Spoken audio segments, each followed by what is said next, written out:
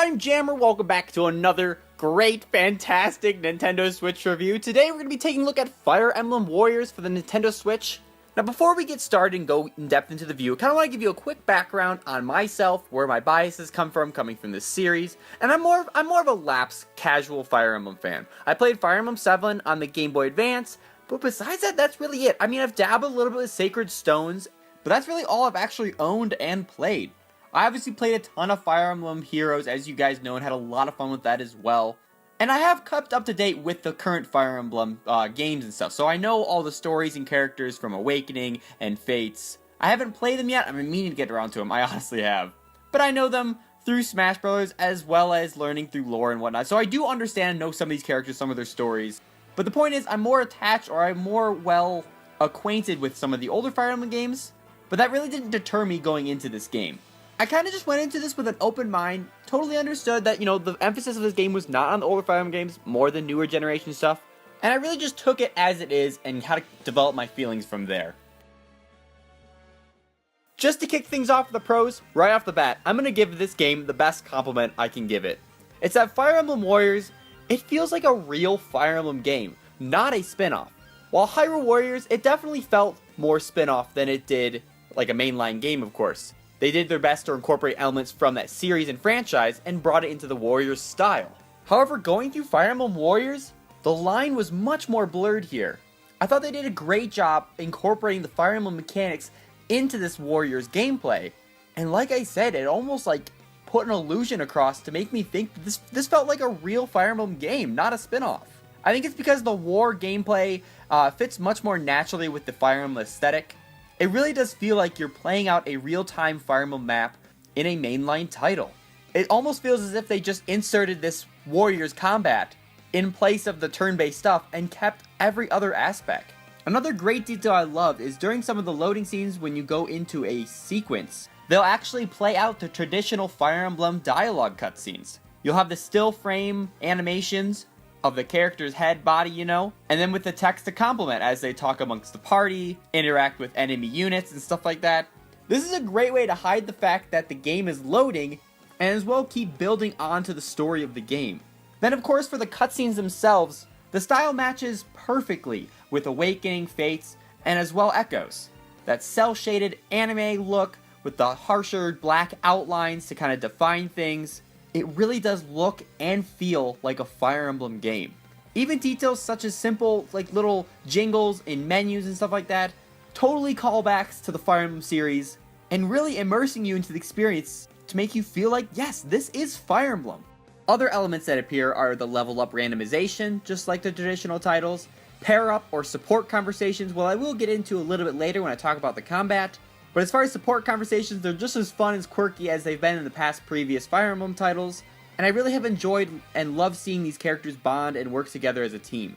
There's even the option when you begin your save file to enable permadeath, which is so strange for a Warriors title, but they incorporate it so well into this game. The most impactful Fire Emblem element that they incorporated in this game was the weapon triangle and multiple playable units. So the traditional sword beats axe, axe beats lance, lance beats sword appears in this game. This really adds another layer of strategy that I didn't really find apparent as much in Hyrule Warriors. In that game anyways, it really felt like you were just a one-man army and could take on anything. But here, if you go up to a fort that's guarded by a bunch of lance-wielding Pegasus riders, and you're playing as Lucina wielding her sword, you'll have a pretty difficult time taking these units down, and they will sure pack a punch. Here the strategy is imperative based on the weapons you are fighting against, which leads into the ability to be able to switch between characters live on the map. This feature isn't just a substitute for being able to play as more characters at once, being able to mix and match. No, it's actually very crucial and important that you're keeping track of your playable units, sending them to do different objectives, as well as keeping track of where you need to go to proceed along the most optimal route. In the pause menu, you can look at the entire map, where you can set objectives for your playable and non-playable units on your team to do things, such as guard another unit, attack a certain fort, and etc. Before the battle even starts, you even have an option to start prepping and selecting your playable units, swapping them around to different positions so they start in a certain area on the map, and these elements are taken right from the Fire Emblem series. Its incorporation in this game feels much more natural and plays a much bigger role than the elemental advantages that were in Hyrule Warriors. Sure, you have a better time if they suggested you play a fire weapon at this map, but you could easily get away with using something else.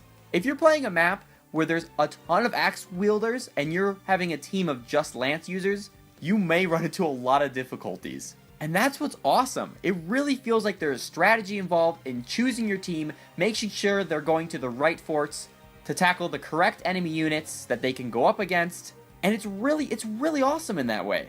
Like mainline Fire Emblem titles, the emphasis on story is very important for this game. And from what I've experienced, it's very well told, and I think better than Hyrule Warriors. It's so anime, I love it, and it makes a lot of sense now to me why they only chose these 3 games to feature.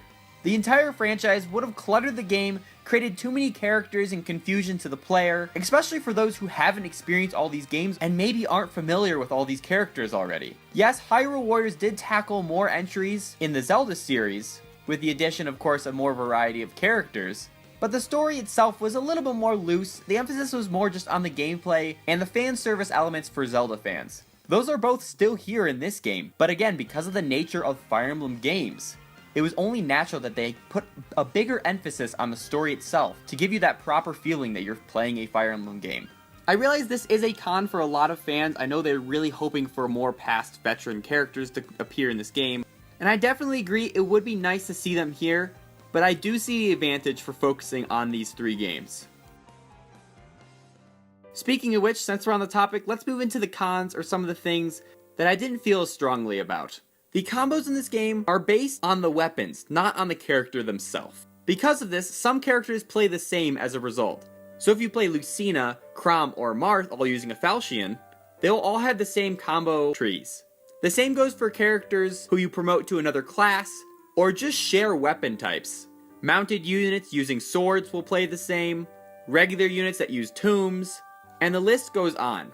In a way, it kind of makes the characters themselves feel a little bit less unique because the emphasis is more on the weapon itself. What I do like about this element is the ability to be able to mix and match weapons to be able to optimize your team, but to me it felt like it lost a little bit of charm. This may be a bias just for me, since the only warrior game besides this one I've played was Hyrule Warriors, and in that game the weapons were much more crazy and exotic, but that was to the nature of the characters available in that game. And that's really kind of something I missed coming over to this title. Each character in that game felt so drastically different from one another. And most do feel different here, however the line feels a little bit blurred, because weapons can be shared across multiple characters. I really do think in the long run it is still a positive thing, just because of the strategy of outfitting your characters with the appropriate gear before starting a map. Overall, Fire Emblem Warriors really surprised me more than I expected it to. It kind of went under my radar a little bit, especially with how close it was for a release date to Mario Odyssey, but after my time with it, I did have a lot of fun.